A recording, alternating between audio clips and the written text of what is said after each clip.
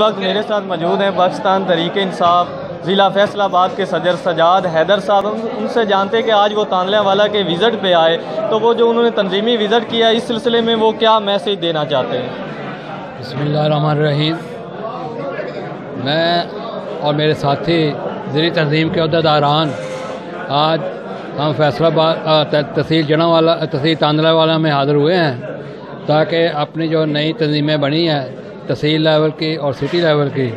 ان کے ایک ساتھ تعارف ہو جاتا ہے, اور دوسرا انہیں اپنے تنظیمی معاملات کے بارے میں انہیں آگاہ کرنا تھا, اور تیسرا یہ تھا کہ 23 مارچ کو وہاں پنڈی اسلام آباد میں ایک اجتماع ہو رہا ہے, حلف برداری کی تقریب منعقد کی جا رہی ہے. وہ بھی میسیج ان کو ڈیلیور کرنا تھا یہاں پہ, تاکہ اپنے ولیج کونسل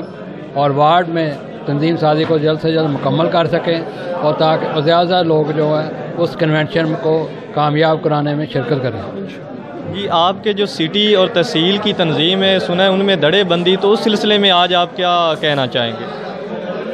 دھڑے بندی جو ہوتی ہے جب پارٹیاں بڑی ہو جاتی ہیں, اقتدار میں آ جاتی ہیں, یہ پاکستان کی سیاسی تاریخ میں یہ ایک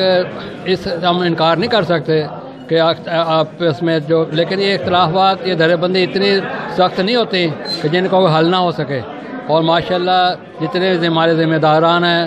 کو اگر ذمہ داری آ جاتی ہے پھر وہ ذمہ داری بھی بڑھ جاتی ہے, تو وہ اس میں